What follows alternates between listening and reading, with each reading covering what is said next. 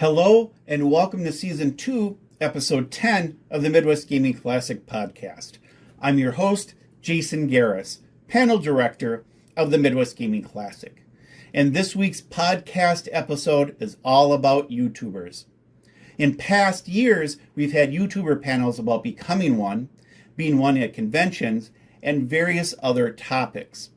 This year, we had another one, and the speakers include Doug Walker, Brad Jones, Patman QC, the Immortal John Hancock, and John Riggs.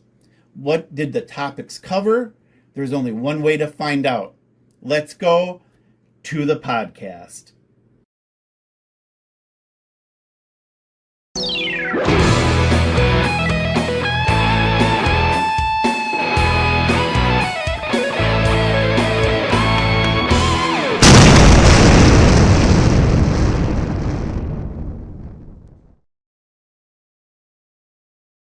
Welcome. This is our YouTuber panel. Yeah. You got really excited when you talked about that. Yeah. I'll turn 15 tomorrow.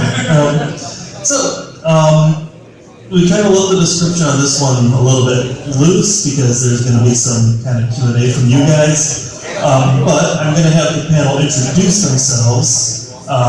So we'll start with Doug and go that way. You gave away my own version. Who's running this panel? No. Okay. Well, I'm really laughing. Okay.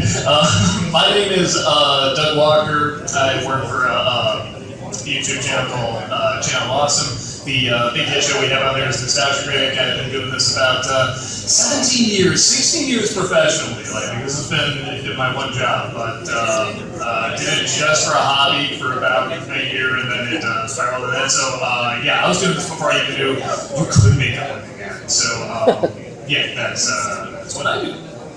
My name is Brad Jones. I'm also on Channel Awesome. I play the Cinema Snob on there. I do these kind of year retrospectives and everything, and I also have my own channel, Stone Gremlin Productions, and I've also been doing this 17 years.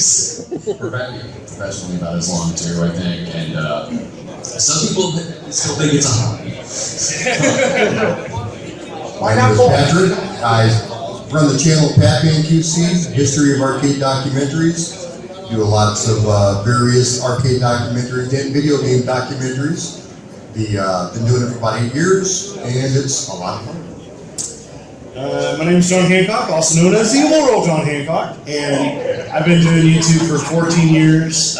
It is a hobbyist channel for me. I'm a teacher by day. I never quit my day job. I kind of take that approach, and I enjoy what I do.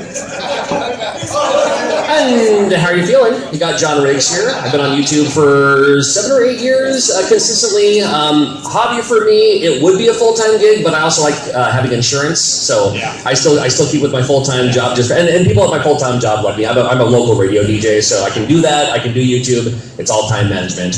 And I'm happy to be here. And this is Milwaukee. Like I've said before in the past, this is I average a video game convention, trade show, or something at least once a month, sometimes twice a month. Midwest Gaming Classic is my 100% number one favorite of the year. I wouldn't miss this for anything. And we've done the last 4 shows together. We were next to each other the last 4 shows, and the fact that we're still here together. And we're still friends. Yeah, believe it or not. Radio DJ was my old gig too. Oh, there you go. See, yeah. Works for me. Yeah, I mean, I have my own microphone. I have my own studio, so it's like, why would I give that up for free? So obviously, with 2 radio DJs up here, the guy's never been on radio and doesn't speak that often on radio or even have that clear voice. I'm going to kick things off. Here's sort of the plan that we were looking at here. You now know who we are, and probably just going to go over a little bit, sort of how we got into YouTube, how it's working, how it constantly changes, and I think do that for like no more than half the panel, and then we're going to open it up to you all, because I know a lot of people have questions about it. This is like kind of the new hot job that everybody wants, and not gonna lie, it's pretty nice, but it is one of those things where there is a lot that goes into it, some obvious, some not so obvious, and then some so obvious you forget to even acknowledge it. sometimes. So with that said, like just this, like I said, you thought this is pretty loose and everything. If there's ever anything I'm talking about, or someone's like, "Oh yeah, I want to bring up something," just interrupt me, please. No, this is Milwaukee. They like it loose. Yeah, you like it loose. Yeah, we're good. So the one thing I think this is a good way to kick this off, and I think you'll all probably agree with this advice too, is because a lot of people do ask, I'm starting my own YouTube channel, what do you recommend? What advice do you give? And I always give this one piece of advice that sounds so obvious, but man, you'd be surprised how many people do not follow it. I say, do it because you love it. Because I know a lot of people getting into it and have even become successes who did not love it. They did it because they thought it would get attention, because they thought, oh, maybe this will be a good living or something like that, maybe make some money off of it, you know. I mean, everything except that they truly, truly loved it. And when we got started in this, you could make a living. Yeah. I mean, it was just a hobby to us, and we were doing it because we enjoyed it. And then sort of YouTube started monetizing. Even before YouTube started monetizing, we went to something called Flip.tv, which that was a competitor for YouTube for a while, because we also kept getting kicked off of YouTube. We were viewers and we would use film clips, which legally we could do, but YouTube disagreed at the time, so they would keep kicking us off. But we got started when it was a very, very young thing. Right now, if you were to ask any kid, what's your dream job? What do you want to be when you want to grow up? It's YouTuber. I want to be an influencer. I want to be a YouTube celebrity. I want to do all this stuff. And, you know, great. You know, like I said, if you can make it work, it's wonderful. But the odds are stacked against you. You need to know that. More than like when we started. And I think because of that, you want to be able to go in to this line of work. If it becomes a line of work, could stay a hobby, who knows? Or maybe half and half, could be any of that. And you want to make sure, if this never went anywhere, 5 people saw your videos, no one else ever saw it, you'd say, I would still do that, because I love this. This is what I enjoy. I just would do this even if it never becomes a living. And then if it does become a living, if it does really branch out, you'll be all the more thankful and all the more grateful, and you'll realize how rare this kind of thing is. So you really, it sounds so obvious to me, you want to make sure you have the love for this, and that you will put in the dedication and everything. Because like I said, I've seen people who haven't, and even if they make it, they're miserable.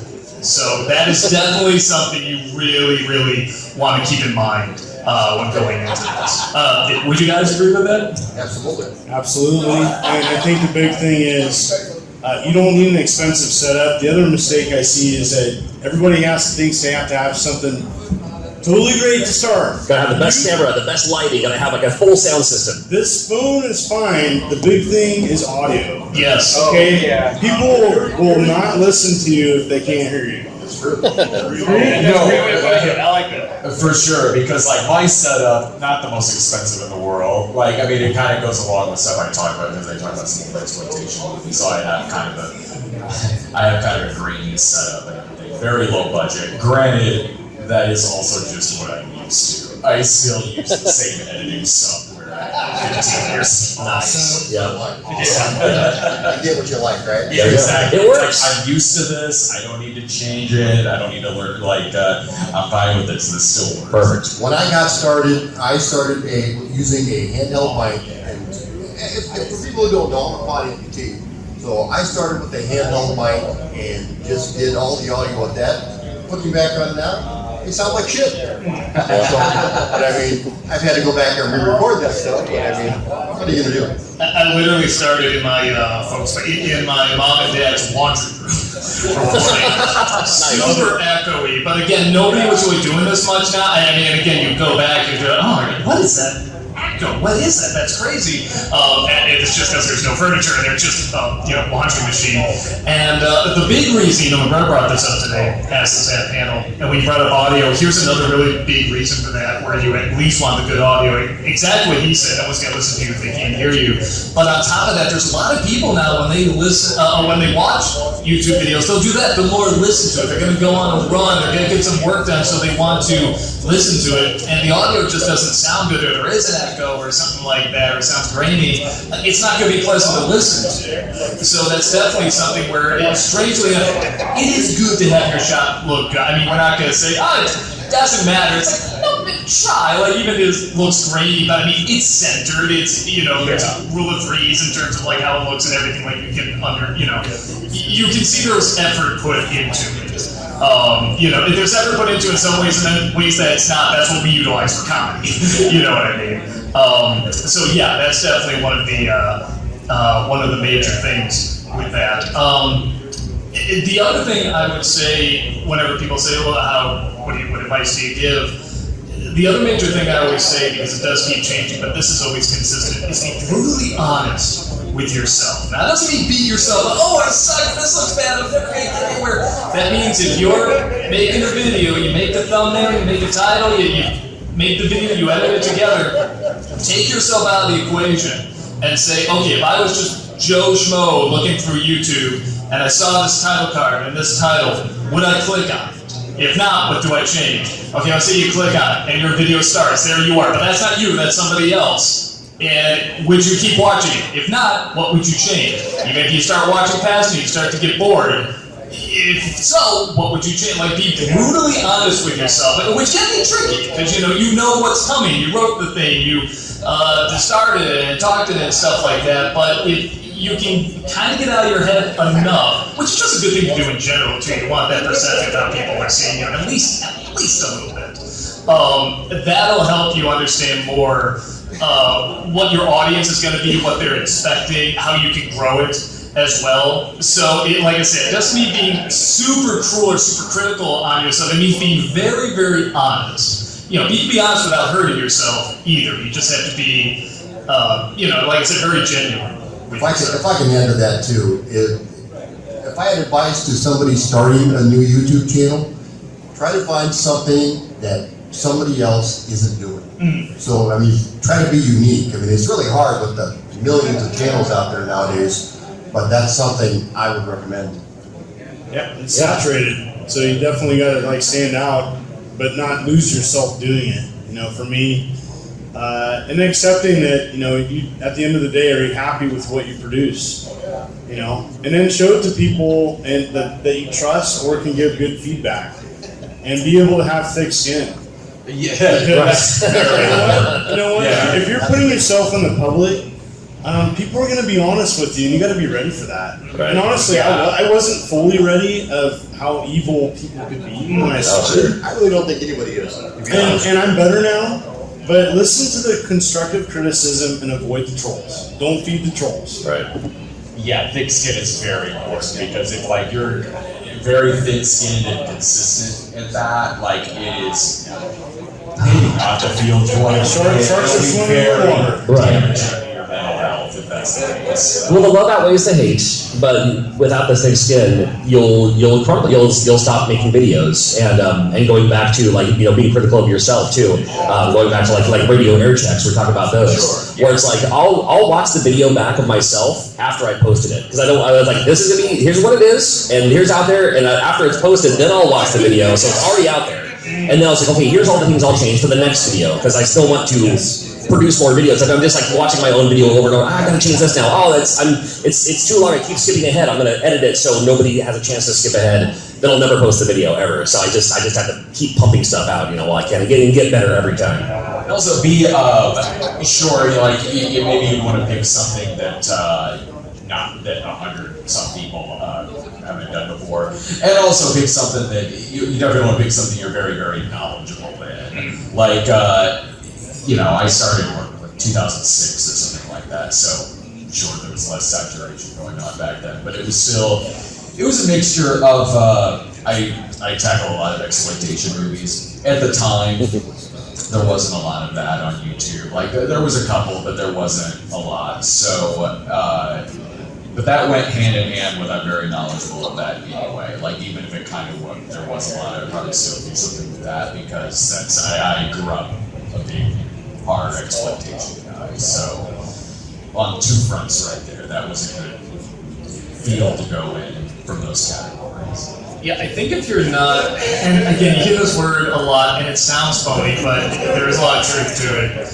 If you're not genuine, if you're not true to yourself, which sounds so cliche, but people can pick up on, even if they don't at first, and there always is a little bit of faking it until you make it. I mean, you're starting a YouTube channel, like you're a YouTube star, you've been doing this for years kind of thing, and it's like, you're gonna make mistakes, and that's okay, and stuff like that, but you can still be very honest and genuine about who you are, because the more you grow, there are people for, this isn't a psychology class, but for a number of reasons that are going to be like, well, I don't like you, I want to take you down, or I disagree. There's people that just disagree and don't know how to express it, or maybe express it too well. And there's always going to be that level there where you want to be able to not only take criticism, but also you can take some punches, too. I mean, it's good to take, but. And again, I'm sure people tell you this all the time on social media, don't read all the comments. Usually don't respond to all of them. Maybe read a handful just to get an idea. But if you gotta read every single one, again, this isn't the line of work for you, man. You just want to get a general idea. And like I said, over time, I've seen so many people, I could tell from day one, like, this person's a phony, but maybe they'll trick enough people into kind of getting bigger and bigger, but then they have to keep the shit going. And when you get bigger and people want to keep watching you, they're gonna notice when you're not consistent with something, and when the character, if you are playing a character, and when it breaks and it doesn't feel real, and say, well, why am I watching this person if this isn't the person I thought it was? And we're lucky, we play characters. We literally know, my name isn't a water joke, it's nostalgia critic. What mother would name their kid that? Kind of thing. It doesn't make any sense. So, it is a character, but it is played up too. It's a character I understand, and it's fun, and it's changed over the years as well. So I think in terms of, when I say don't read the guy, I say read a handful, get an idea of what's out there. In terms of taking criticism, because you were saying, like, ignore the trolls, man. Ignore that they can get to, and yeah, absolutely. But don't ignore legit criticism in terms of what's the difference. In your gut, I think you can tell someone's like, this is balls and dick hop, or something like that. It's like, okay, you're not going to be able to do anything with that. I'll take that to heart. I really think about it. I remember,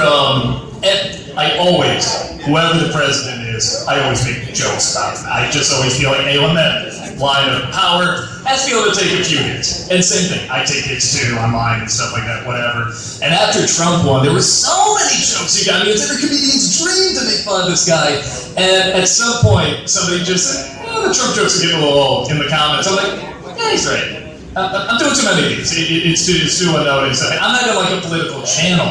But like I said, just every day he was doing something. The comedian's like, what? I can jump on this. And it's like, no, he called me out, I agreed with it, and deep down, like, I knew he was right. So I'm like, all right, I'm not a political channel. This isn't, this is just a unique experience. I was caught off guard making jokes, and it's like, I should give to the normal amount. Anything people add up out of that?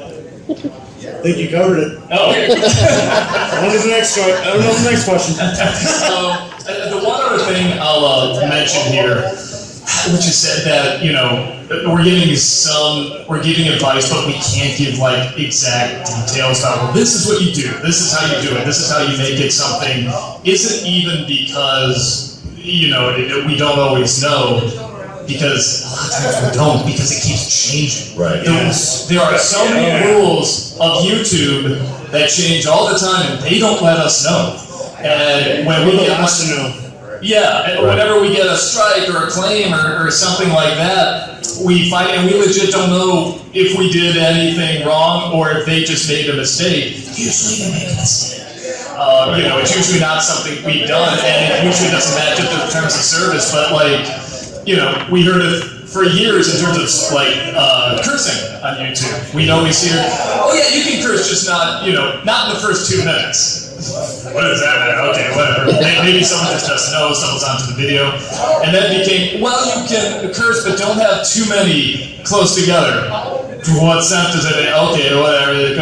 Now it's just, don't say the F word at all. And almost none of this is ever listed in their rules, or they never let anyone know about it. And it's frustrating, and it's annoying, but that gives you an idea not only how quickly it changes, but I think in almost every aspect, how nobody tells you it changes. And that can be very frustrating to rely on And that is one of the reasons it becomes such a shaky job at times, because you literally, like we do videos weekly, and sometimes we do a couple of videos a week. There are people that like spend months working on a video, this super well put together video, like maybe they post like maybe 3 or 4 like here, and that could suddenly get hit with acclaim or not suitable for ads and stuff like that, and just bury it. And even if they fight it, and it gets past like, you know, whatever, all the copyright strikes or whatever, and it's finally released, it missed that momentum. And now it's like practically dead. It's gonna get very few views.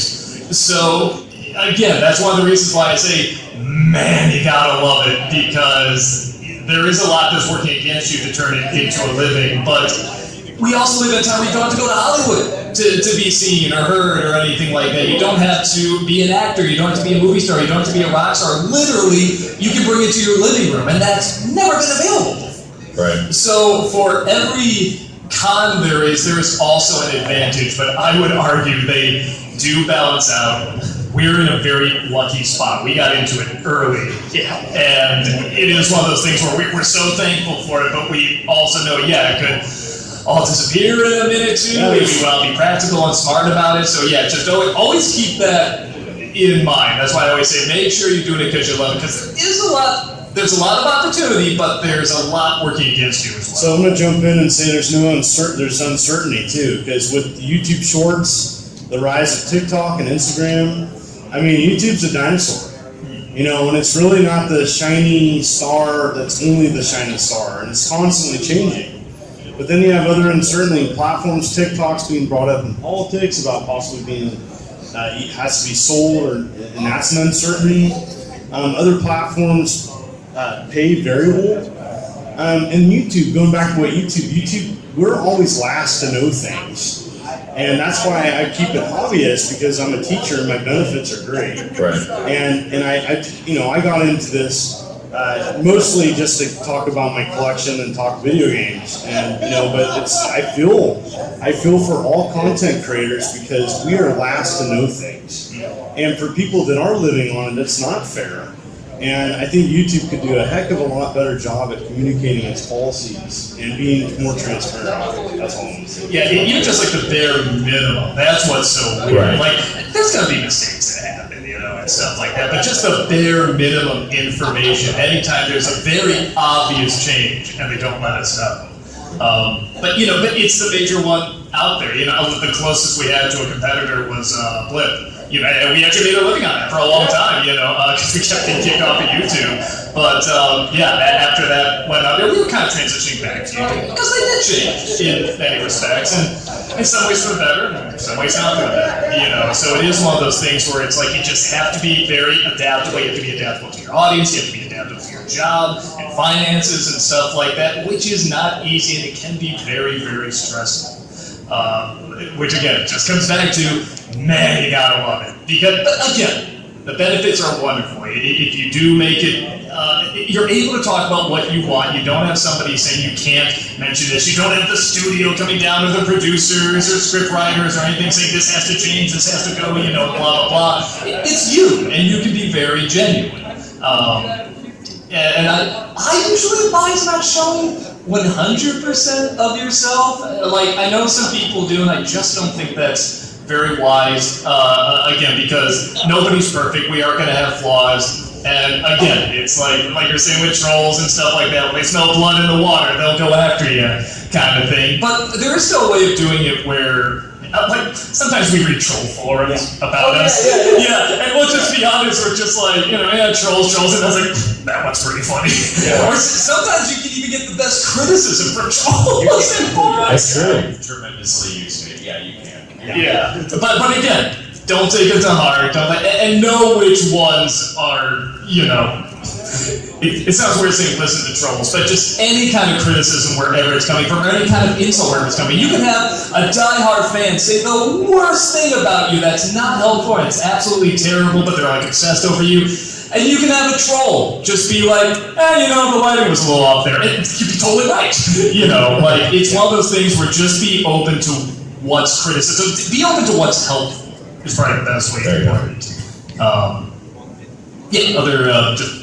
We'll probably open it up here soon for Q&A, but just see anything else that if you want to add on top of that. You got it? Everything's good? No, I mean, if you're looking to make a living on YouTube, it's all about brand awareness. And like for me, it was I make my own video games now because for the longest time I was talking about everyone else's games, and I was like, wait a minute, if I talk about my own games, I can sell my own games. Because Google AdSense, it ain't it, chief. And especially starting a YouTube channel anymore, because you can't just be automatically monetized from day one like you used to be able to. It's almost like you basically have to intern for yourself. Yes. Until you get to that point. And then, hey, it's actually kind of cool. Then maybe like, hey, I get to take myself out to eat once a month, and then maybe I can make a car payment once a month. You can kind of build up from there. Yeah, use YouTube to spring load into something else. That's kind of what the thing is now. And like I've been publishing, self-publishing for 10 years. I used to do for charity, raised $100,000 for local charities, Callus Kansas for Kids. Very nice. Nice. And then, thank you. I had a lot of help. Oh yeah. Many years. And so, but now I take some of those game rights that I have and I do self-promotion. And it, that's pays for meals, and you can't live on it, but it stretches that dollar, and that's what you have to use YouTube. Once you get to a certain level, then you use that to spring load a product, and it's okay to promote things that you're into. You just have to be smart about it, and everybody's got to know an opinion about that. And I chose to promote because, you know what, I'm saving up for a used car. And I'm okay with taking a promotion that's right for my brand, and that's what I'm saving up money for. There we go. I'd also say something you kind of hit on there too, and you won't fully know it until you push yourself to it. But do be careful. Know your limit. You hear over and over about YouTube burnout all the time, and again, sadly, the system is kind of rigged, so burnout can happen very, very easily. We've been doing this 17 years, and we still don't know how the algorithm works. What gets? I mean, we do some of the most obvious clickbaity stuff sometimes, and then we do stuff just for ourselves, and either one has varying results. Sometimes something that clearly should get several more views doesn't, and then something like we just did really quick or something like that, we'll get several more than you think it's going to get. So I mean, the idea, I know how YouTube works, I know how to predict. Nope. No, you don't, because it can never be properly predicted, because as he said, we're never the last to know anything. If we ever even truly know. If we're ever told, honestly. So, like I said, it is dicey, but if you know your limit about what you can take, how much stress you can take on with this, how much time you're willing to put in, stuff like that, which you'll never fully know until you try it. It's good to keep an awareness of that, and your mental health is important. I think someone down there was saying support, a good support group too. Is show your friends, show your family, show people that will be honest with you. Won't just smile and say, "Oh, that's cute." I mean, say no. Be honest about it. Wait, do you think this is good? If you would change anything, what would you change and stuff? I mean, if you're really looking to do this for a career and stuff, I mean, have your friends be very, very honest with you, and they'll probably be straightforward with you because they are your friends, but they don't want to hurt you, and family and all that stuff. So again, same thing. You don't always have to agree with everything they do. They're not always right, but they could offer some criticism that is very, very helpful because they also know you. They might already know your strengths and weaknesses. It might give you advice. Hey, this is great, but how long did this take? Is this going to interfere with your job or even your personal life, meeting up with people and stuff? So I mean, you definitely know how far you can be pushed to the best of your ability. Nobody's going to know 100%. So cool. With that said, like I said, we're about halfway through here. A lot of this I did want to open up to you. People have questions and stuff like that. We will try our best to answer because, like I said, there's not always clear answers to everything. But like I said, a lot of this is definitely about y'all. You definitely want to know some stuff, so we're going to take some questions here. Somebody already. If you have a question, go ahead. Raise your hand. But somebody already did raise it. Okay. Perfect. So how do you collab? How do you set up collabs? How do you know who's good to collab with? How do you know when it's a good time to do it? How do you know when to collab with someone? Is that what you said? Yeah. I mean, truthfully, you don't. There's some people that I thought, well, this person will go nowhere, and they just explode. And then other people, you think, this is an amazing talent. Oh my God, I want to be encouraging this person. I want to, and they'll go nowhere. But then other times, you do find someone that works out great, and they're a good person, they're a hard worker, and stuff like that. Not this guy, I hate this guy. But, no, but I mean, that is true. You find people that are really good people and hard workers and stuff like that, and very talented. Again, you're never going to know 100%. You just kind of got to follow your gut. I mean, you can follow the numbers too. Are they doing, again, depending on where you are and stuff like that. When I started doing conventions, I met so many voice actors that were really cool, and I had no idea what they voiced. I just liked the fact that they were cool people, and I wanted to do something with them. Sometimes that works. Sometimes people are like, "Who was that?" Kind of thing. But maybe you can switch around to their fan base. They can look at me and say, "Who's that?" Like, it's just sort of part of it. So it's, again, I don't think there's like a clear, 100% clear answer. I think it's more like a follow your gut thing with that. What do y'all think of that? Well, it makes sense. I've had, I don't have the biggest channel in the world, but, almost 200,000 subscribers. But I've had people saying, oh, you have a YouTube channel, cool. I have a YouTube channel, and I do videos on, I'm trying to think of something off the top of my head. I have a cooking channel. We should collab sometime. I'm like, why? I don't mind. Even channels that are bigger than me. I was like, we could do something maybe, but so long as it makes sense, not just for the sake of a shout out, I suppose. And how to contact them, it's just, most of the collaborations I've ever done have just been either like a Facebook message or an email saying, hey, we should do this thing. And if it's nice and easy and something I can film on my side and send them the video file, I have no problem doing that all day long if I can. It's just, as long as it makes sense. It's chemistry for me. It's like, I have to be friends with the people and be able to carry a conversation, because if it's like, if they can't carry a sentence, or if we can't carry a conversation, nobody's going to want to watch that. I'm not going to want to watch that. I'm not going to want to work with that, to be honest. And some people, I've said no to people, and I said, I just don't think it's a good match, and I'm honest, and it's like, you just have to be smart with your collaborations and do it with the right people. And it's okay to say no to someone and go with your gut. Like, your gut's saying, don't do this. You're probably right. And then if other people are saying, don't do this, that you trust, don't do it. Because you're also putting your own brand on the line by having someone else on your channel who turns out to be like, oh, and it turns out this person was arrested for all these things. Well, now you're guilty by association. So. Yeah, and I made mistakes with that, but I'm trying to be smarter about collaborations. And then I have a Middle Jesus Rocks, who many people here probably found out about me on his super successful channel. And he's had like 70-something people on his channel. And he's great at collaborating. He's also really smart about it. Hey, this is an expert about this. This is a good match with my channel, and I can bring them on, and it's going to bring in a different audience. Because collaboration can be great when you bring in it can bring in a different audience for you. I like to have sometimes a female presence. I like to have my wife on the channel. My channel's like 98% male, or 98.5. So, having that needle, bump a couple percentage, it's fun. I like to just bring people on that just bring something a different perspective. And you just have to be smart about it, no matter what your channel is. Cool, next question. Back here. I'll actually start by answering the previous person's question.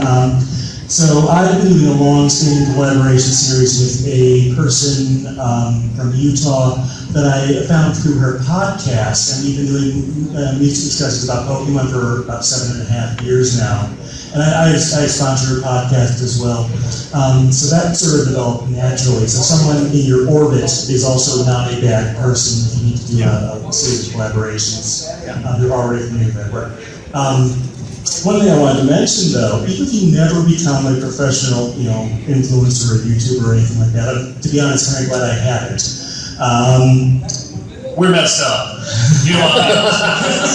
But doing videos and recording audio and stuff like that, you will totally build your communication skills, and that can be really helpful in even regular jobs. That's things where you end up going after high school or college or whatever.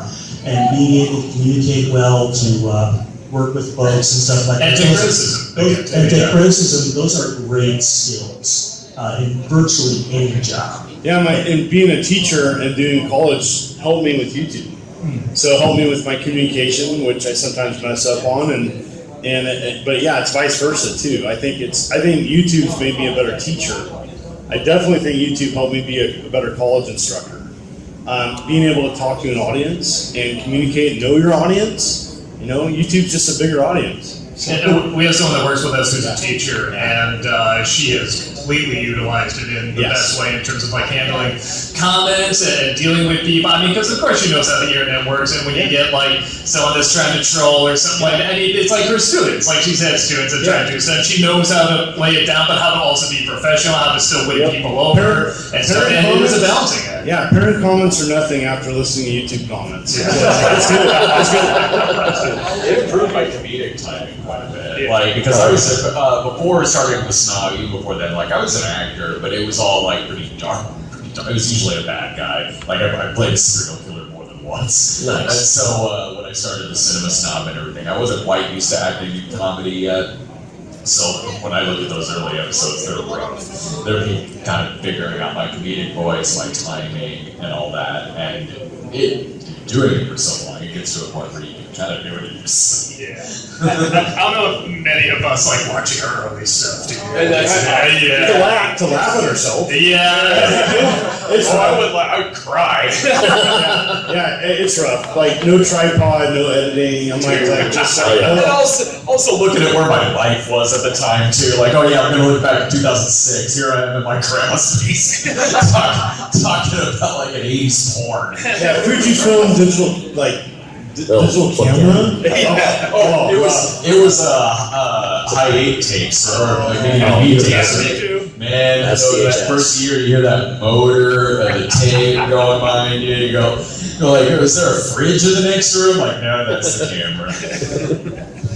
So cool. Next question or comment. You got one up front as well? Yeah. Dan's way to go down. That's right. Your hand first. Yes. Here we go. Hello. Hello. So what is the transition from doing YouTube like as just a hobby, like for fun, to going monetize is there a process that You just quit cold turkey? Because you had to have had a job before YouTube, and then you just had to quit your job, say, hey, you know what? I'm doing this full time. How'd that come about? I mean, kind of like I said, honestly, it's people always ask, how do you know you made it? It's always, for me, it's always two things. One, when people start dressing up like me, that was kind of cool. But the other is when you start getting paychecks. Honestly, it's like when you're making money, it's like, you're officially a professional. It depends, and a lot of it does depend on the size of the. I feel like there's a lot of stuff I could do more in the early days and experiment with that I can't now because the audience was a little smaller. But also the rules were different. Yeah, like I still like to push the envelope in terms of like what's tasteful, what's not tasteful, what's offensive, what's more family friendly. I like messing with that, but YouTube doesn't. But the nice thing about that is more people do know in the early days. It's kind of hard to find stuff to be like, look what he said, because people remember this was my brand back then. And I'm still not ashamed of it. There was still an idea, there was still comedy behind it. It was trying to push the envelope. It was trying to be tasteless. I had a guy called Ask That Guy, who would the joke was people would ask questions. I would actually take people's questions, and I would answer them. I had like a robe and an ascot, a pipe glass, and I would say something that sounded right because it sounded like I had a professional voice and a pipe and a book and stuff like that. But not only was it wrong, it was offensively wrong. It was so crazy wrong, but I say in a very calm voice and then this happened, blah, blah, blah. And people loved it, and people got what the joke was. It wasn't just mean to be mean. There actually was a process behind it. So I think, but I'm not going to be able to do that on YouTube now, and we do want to still make a living at this, So that is always the thing. Like sometimes you got to play ball. And I think this is like with anything when you make money or business or anything. You got to play ball a little bit more, which sucks. But at the same time, it does open up avenues and introduce you to stuff that's like, I never thought I'd be doing this. That's really cool. Excellent. This is sort of related to the examples you had, but the question was, how often have you had ideas where you just thought in your head and then immediately said, nah, I'm not even gonna try? I try a lot. I don't know. I like experimenting. I'll say this, there's times where I say, man, I shouldn't have tried. Definitely stuff where I'm like, I should have done better, the backlash or something like that happened. It's like, okay, but again, that's gonna happen, and it's a good testing ground to see if you can take it, to see if you can move past it. Because nobody's gonna have a flawless record in terms of entertainment. Nobody's gonna have a hit with everything. Not everybody's gonna love everything that you do. So it's good to have those moments happen because you learn from your mistakes. You're just not gonna know until you make the mistakes. And then also you kind of learn in the future, okay, can I handle this okay, or what am I comfortable taking? How many comments am I comfortable reading, and stuff like that. So I mean, it is good to have those moments happen. They suck, and they hurt, they're not fun to go through, but it's like bombing as a comedian. It needs to happen. You need to grow from it. So, yeah, in terms of how often does that happen, I guess not a lot. I try to tweak it as best I can, but I also really like deadlines. I like getting stuff in every week. So, yeah, again, I try to go with my gut. I know something can be funnier, but I got a deadline, so sometimes I will just put out a joke that's only half done, if that makes sense. I just don't have time to perfect it. Luckily, I just kind of forget about some of my worst ideas. Like, I'm ADHD as shit. So, I'll go all in on this idea one day and totally forget about it the next day. And go on to regular episode. A week later, I'll be like, oh, what's that outline I was thinking of? Or some movie. Look at it that would have been terrible. Yeah. Something else to keep in mind too. Sometimes you might think you have a great idea and you do it. It just doesn't resonate with the audience. Amen, brother. Yeah. Right. So I have a list of 10 video ideas. And then what I feel most passionate about, I'll do that. And then I have the other things, this might be a good idea, and then I'll think about it and I'll try to sleep on it, and the next day, but still I want to do it, I'm passionate about doing it, I'll do it. And then there's times I wake up and I'm like, man, that was a terrible idea. I'm not going to do that. And then sometimes I'm wrong. I'm like, that's a great idea. I do the video and I'm like, oh, that's a duck. And then it happens. Sometimes you have to really think about something, and sometimes not thinking about it at all and just doing it and being impulsive is awesome. I'm like, some of my biggest viewed videos are me yelling into a microwave, for no reason. And it's views, but I can't just do that every time either. So I gotta pepper them in, I suppose. Yeah, sometimes you can overthink too. Sometimes you can just I'm gonna think about this, and I'm gonna wait to be a perfectionist and you can do it. It's I overthought that. And it's all over the place sometimes with me. Sometimes I overthink it, sometimes I just do it. And sometimes the best videos is when I impulsively, that's a good idea, let's do it. I do it, then I watch it before I release it. I try to do that. Okay, that's good, release it. In the early, I don't mind admitting this, in the early years when I was getting started, or even was a little established, I tried to force a lot of memes. I want this phrase to be used all over the internet. I want this reaction to be used all over the internet. Sometimes it worked, but never to this huge degree. People knew who I was if they post a picture. Oh, yeah, I kind of know who that is and stuff. Maybe a meme or two. I was very clear when I was trying to force one. And then the one that became the most famous was one I wasn't even trying. It was for a sponsorship for honey, and I was in a rush. I just had to do something. I always try to do something weird for my sponsorships, and I'm like, I don't know, I'll just read the bullet points to this, and I'll say, wow, honey, did you know that blah, blah, blah, and I'll just have an image or a video of me in front of the computer just typing and be like, oh, and pointing at the computer, wow, I mean, that took me a minute. No thought whatsoever. People skip the sponsorships half the time, whatever. That is the most mean thing I've ever done. People still, people have never seen me before will use this clip of me typing and playing the computer. On Gary, I've gotten responses of that before. It's thrown me off because I think I'm on my own account. You should say what Gary is. For as confusing as the YouTube algorithm is, the Twitter one is way easier to figure out. I've actually really taken off on Twitter I have a political satire character on there named Gary Peterson, who's a bad conservative artist. And it's been gone viral quite a few times. To the point where even professional news groups think he's serious. Wow. Newsweek did an article about it a couple of weeks ago, and in the article they're like, we're still not sure if this is satire. And I'm like, you're Newsweek, the account has open DMs you could have asked. Go back to 2 posts they can see. So even on there, I'll get it's happened more than once where this response will be like a memed image.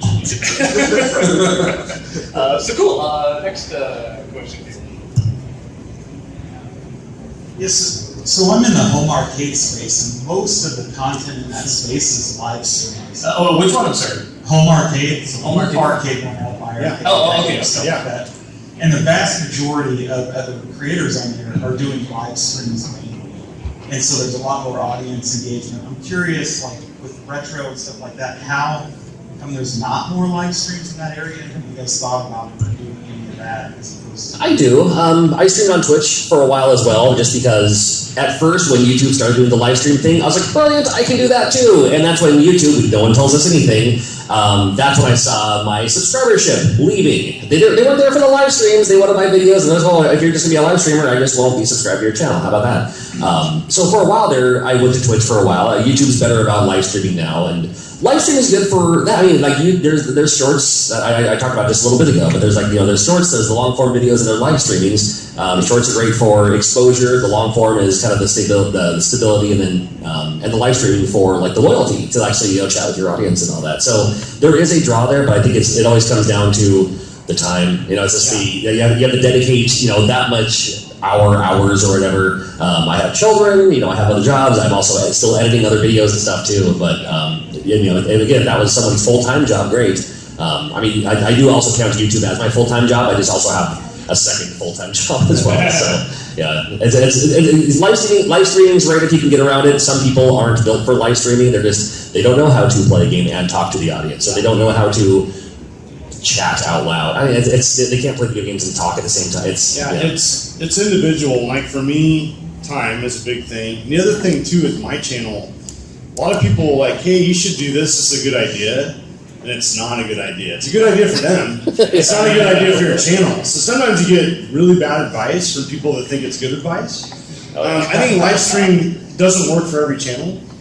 And I think it's for a certain audience, but not everybody wants that. Because a lot of people like a lot of people tell me I have like a soothing voice. I used to be a counselor. I was a counselor for almost 10 years. Psychology major. And then so like a lot of people were like put me on the background and listen to me. And I found a lot of people listen to me that way, and I'm okay with that. I really don't want to talk on hours on end. Right. I'm not that guy, and I don't want to do it. So if I did it, it wouldn't be genuine. I'd be doing it because someone else thought it was a good idea, and then it ended up being burned out. So that's why I don't do it. My idea is always the people who live stream more just don't edit, because there's no editing. Yeah. So it's like you can either take that time to edit, publish, post. As YouTube and live streaming, like long form video and live streaming is like. It's like Hollywood and Broadway, where Hollywood is cut, edit, polished, out there. It's done in the world, like the wash my hands, I'm done. While Broadway is live entertainment, and whatever happens, happens. It's the speed of light. Something happens, wardrobe malfunction, you say the wrong word, it's already out there, it's already clipped, and it's on the internet forever. And the compromise for me would be like StreamYard, do collaboration, record. I'd rather do that jam. That's like more my speed. And then maybe do a premiere every now and then or something for the 5 people that care.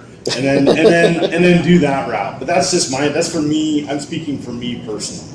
Yeah, we started recently, maybe like 4 years ago. We started spending. We mainly did it on Twitch, and only recently did we start kind of dabbling in YouTube a little bit. And even then, we're like, okay, the Q&A seems to make sense in YouTube, but we try playing a game and you can't swear when playing a game, and I'm more funny when I'm swearing playing a game. And in terms of like what we got back from that and everything, we're like, yeah, no, this doesn't feel right. Let's do that more on Twitch. So even then, we're doing it, but we're still figuring it out. I mean, it's like we are getting a lot of good stuff out of it in terms of like, is this something that's always going to be our identity or whatever? We're always going to do it. Like, we'll always be doing it in some way. I feel like we like interacting with people, but again, it's something we're comfortable with, but it's not our main thing. Like I like the editing of it, but I do like talking to people too. Yeah, no, I do too. Like, and it's not a bad thing to have I'll do Q&As on my end too that are live streamed and everything. It's good for watch time. It's fun being engaging like that, and the super chat too. It does kind of make it worth it and everything. Yeah. Especially if like live streaming comes in handy too. If you are working on a longer video, like and you're in the middle of editing it, and like okay, having this live stream on this evening here at this time, that it will kind of keep. That's an important thing about YouTube too, is being consistent as far as content goes. Yeah. So YouTube having that live stream feature, it is a good thing to have if you need something like that, and just make it. You can make it as easy as like a Q&A if you're good at it. If you're very good at it, which we are. We've done it many times before. Yeah, even if you don't make like a ton of money, you said the short term with the shorts, but you know, can help the long term. I mean, like we put a ton of energy into the short. We definitely don't get much money from it, but it'll go out and it'll find like a new audience to come in and maybe subscribe to you. You'll bring in a few more fans who maybe never even heard of you. So sometimes that's what like the streaming is for us. It's like a kind of a quick, short way to get a few more people, like just enough to make it worth it to keep doing it, pretty much. And just also show, you know, you're a genuine person, you're a nice person and stuff. You know, when you see someone live, you get a little bit more of a feel for what they're really like, and especially if they are charismatic with like the camera or whatever. So cool. Other question. One more question right here. I just have one question about your video games. Like, I know you guys have your own video game. What's that process like? Are you involved all the way from the beginning, or it only comes to you halfway through and it's already done and you just gotta put your name on it? And if another spicy take, who has a better video game? Where's what? Who has a better video game? Oh, I do. He answered first, so he's right. I said it first, like it. It goes back to the first question we had, and that's why it's all full circle. It's all about the collaboration. I got started on YouTube because I knew I wasn't going to make money from it. So I was just like, I made this game hack. I think it's hilarious. Here's a link to Etsy to purchase it. And after a while, I was like, okay, well, like Frankenstein's monster. If I can hack enough things, I can eventually just make my own game from scratch. But I didn't know how to code technically for old school NES games or things like that.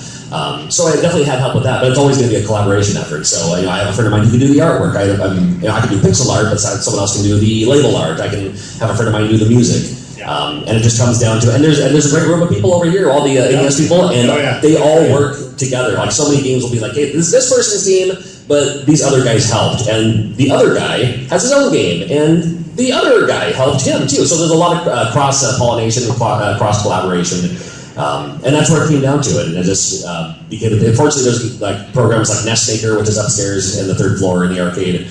There's now like Game Boy Studio to make your own Game Boy games from scratch. Helps to know some coding, and even if you don't know anything about coding, you will learn coding just through osmosis along the way. So for me, any video game takes three things. It takes programming. You need a music guy. The programmer could be the music guy. You need art, and it could be all three the same person, and marketing muscle.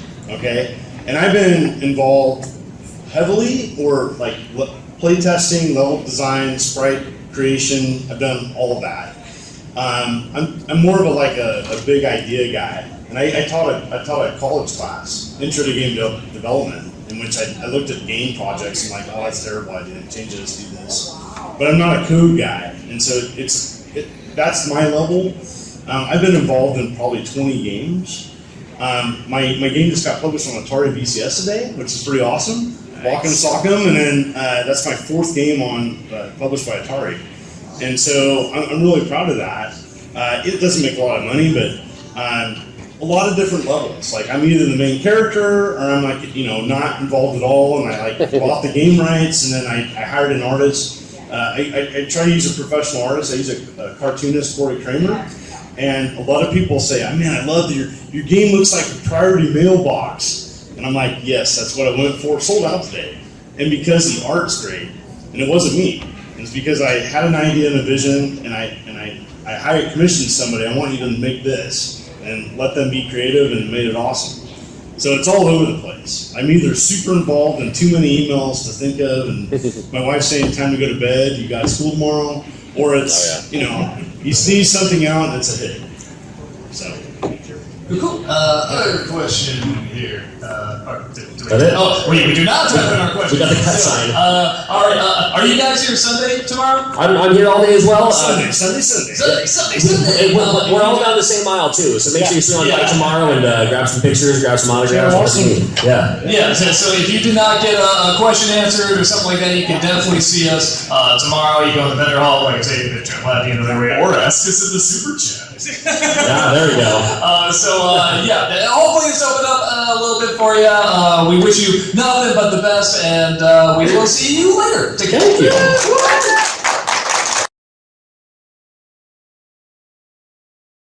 And that's it. That's the end of this podcast episode. I hope you enjoyed it as much as I did, learning about the behind the scenes tips, tricks, and techniques that the various YouTubers have established over the years.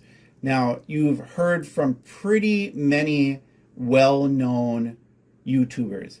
I myself, I'm not that well known as the Immortal John Hancock or John Riggs or Doug Walker, but I've been doing it for about a decade now. And I started out with model kit building videos, and I eventually went into doing various shows having to do with video games, and as you can see here, the Midwest Gaming Classic podcast.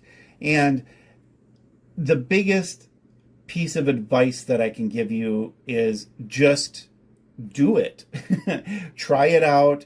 Hopefully these people have given you enough ideas, these fellow YouTubers have given you enough ideas in order to be able to push you over that ledge, so to speak, and give it a try. You don't know how well you are until you do it. And if it seems like a slog for a while, it could be.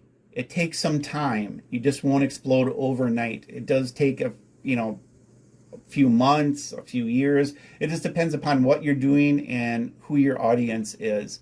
And a good example is that the audience that is watching my podcast on the Midwest Gaming Classic YouTube channel is a cross section of console gamers, arcade gamers, pinball gamers, and tabletop gamers. It runs the gamut of all types of gaming. So hopefully there's something that's on this channel that you will find of interest. And with that said, that's all I have to say for this week. I greatly appreciate you watching and or listening. And please don't forget to like, subscribe, and comment. It helps the channel out a lot. And that'll be it. And until next time, take care, stay safe, and game on.